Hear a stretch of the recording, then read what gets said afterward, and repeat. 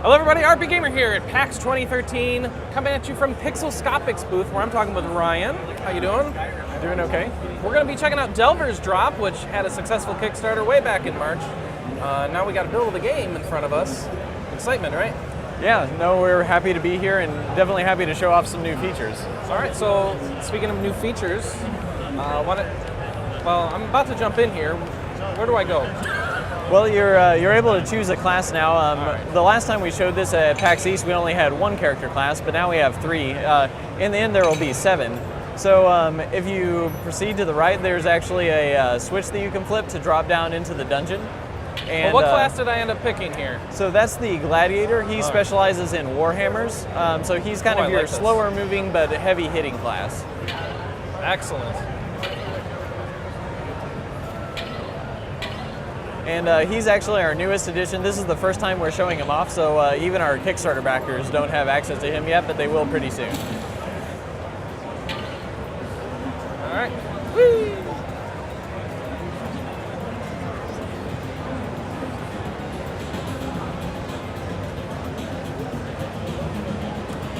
Okay.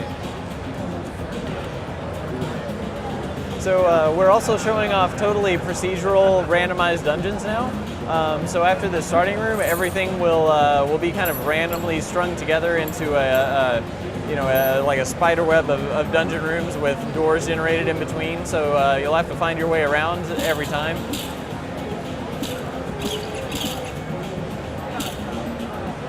It looks like I have shields in addition to health. Yeah, and actually pretty soon we're going to hook up the feature where whenever you have those shields on top of your health meter, you'll be able to defend yourself by holding down the attack button, and you'll actually pull your shield up and you can block incoming attacks. So it kind of demonstrates it visually right now, but the mechanic is still a work in progress. All right.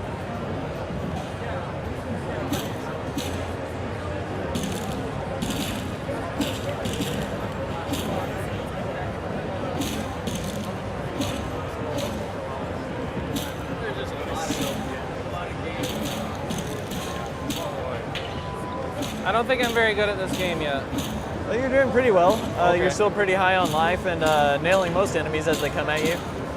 So the Gladiator, you have to be a little bit more careful than a couple of the other classes because he's a little bit slower in his wind-up for his attack. Yeah. But a lot of that's also based on the weapon parameters, and we're still working on the weapon system, but anytime you find a new weapon, it's kind of pieced together out of components. So I'm not sure if the viewers can see on the bottom right corner of the screen, the weapon you're using right now is called the Featherlight Mid-Haft Buster.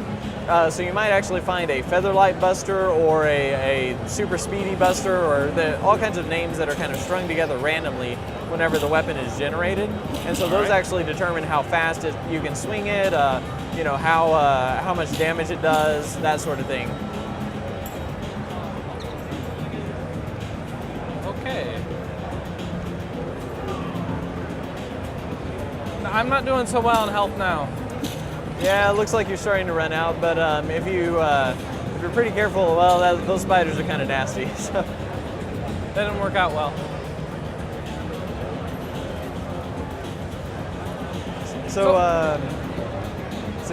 I think probably the Wizard has the best randomly generated weapon this go around, so yeah, it's probably good to give him a try. He moves a lot faster. Yeah, and he's also really floaty, so he's a little bit harder to control, a little more, or I guess I should say less friction with the ground, so don't have a lot of traction with him, but he's pretty fun to play as. So we're still balancing all of the physics for the different character classes, but we want them all to handle a little bit differently. So you'll pick a character as much for like how you like the feel of their movement as your preferred weapon type. Now, how does a normal playthrough of this game supposed to work? Say you don't die like 3 rooms in like I do. We're actually okay with you dying a few rooms in, but I mean, obviously, like as you play, hopefully you'll kind of improve and be able to go a bit farther. But basically, if you complete a dungeon, you can open the drop down to the next level and keep going. But anytime you die, that floor re-randomizes, so you can either pick the same class and retain your levels and experience, or you can pick a different class and kind of start fresh. Okay. Now, so if I finish a floor with one class and then pick a new class, I have to go back to the first floor with that? Oh no, you'll actually be able to drop down to that same level. Okay. It's just anytime you're playing as a class, you continue to retain the experience for that class even if you die. Oh, okay. So as you play, like even if you die several times, like you'll still be able to level up. You will lose your items and weapons, but we're going to be adding a feature where when you die, that character that just died will come back as basically an undead version of itself. And so you can essentially do a corpse run, except the corpse happens to be a living zombie who's trying to kill you. Oh, awesome. But you can get some of your items and weapons back. So that's also still kind of in process right now. But we're still at the alpha stage, so there's a lot of work to be done. So now I'm collecting gold, it looks like. Is there randomly generated shops to buy things at then? Or? Yeah, there will be shops in the dungeons, and we're also probably going to add a shop on the initial kind of jail level when you first select a character. Okay. So if you've saved up enough money and maybe you're finding one of the dungeon levels to be challenging, you could buy a better weapon to start out with. But of course, those will probably be a bit more expensive in the jail level if you want to start with those.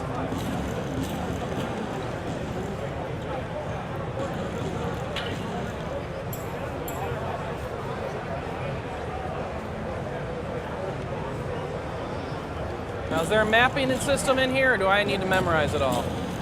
We will probably add some form of map, but we haven't decided yet if that's going to be an item that you can find or if it'll be part of the menu system. Oh, okay. On the bright side, there's going to be one at least. So, how far along are you guys since the Kickstarter? Well, I guess during the Kickstarter, we would have said that we were pre-alpha, so it was very, very rough. And now we've progressed to alpha, and we're hoping to move on to our beta fairly soon. So we're going to be giving access to our beta backers, and then in October we'll be releasing our open beta builds for anyone who wants to pre-order via our website and the Humble Store. Oh, cool.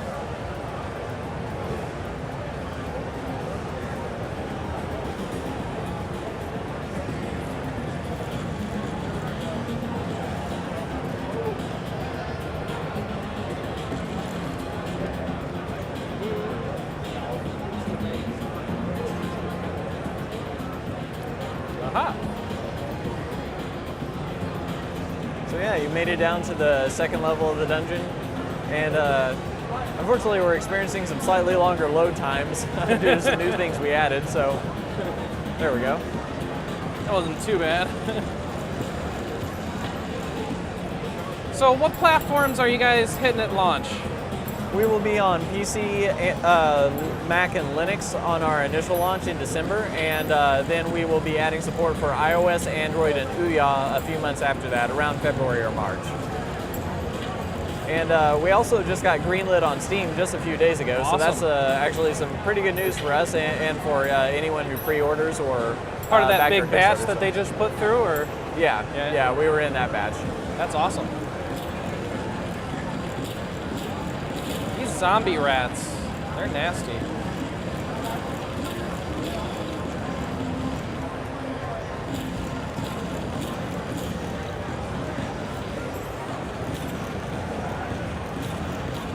So is the usual way to get new weapons to buy them from random shopkeepers, or will they drop off enemies as well? Or We treasure will chests? probably have some random drops and have them in treasure chests. Right just now, not in yet?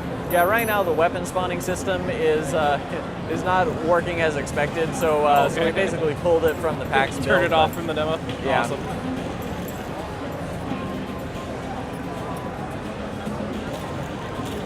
It's a beautiful looking game.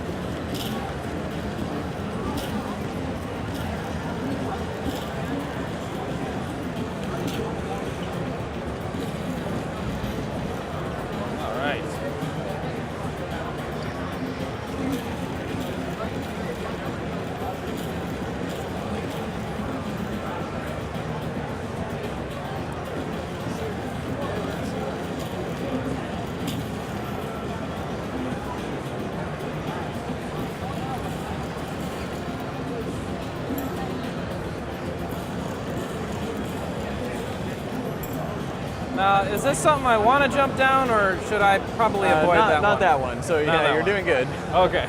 Yeah, it's only the circular pits that have the sort of gate that opens up to take you down to the next level. So.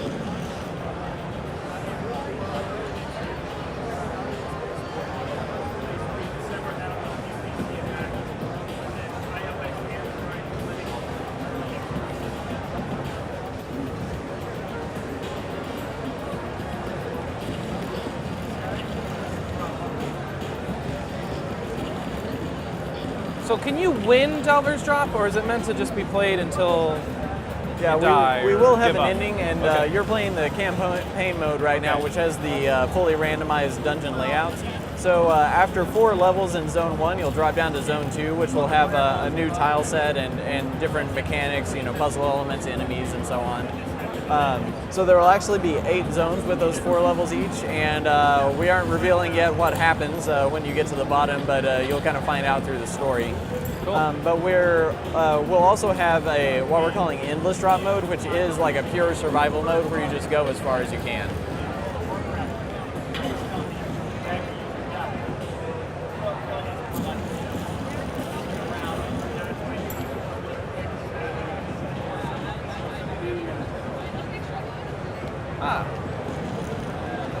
And I believe that's the switch that'll open the drop down to the next level. Yeah.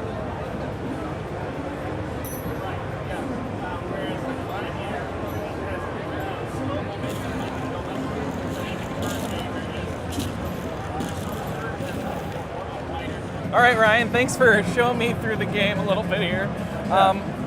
People who want to get in on the game, what do they need to do? Well, they can actually pre-order it right now through our page, delversdrop.com. There's a pre-order link at the top, and that's through the Humble Store, so they'll gain access to, when they're available, PC, Mac, and Linux, and then a bit later, the Android version of the game. And we also just got greenlit on Steam, so the Steam keys will be available on release in December. Oh, awesome. All right, so the pre-order's up now. If you're already a alpha backer, you should be looking for your codes and playing the alpha, right? And pretty soon the beta backers are going to be brought in. Yes. Awesome. Thanks for showing the game. It looks awesome. And Thanks for playing. Yeah, thank you. And that's it for Pixelscopic and Delver's Drop. Stay tuned for more from RPGamer at PAX 2013.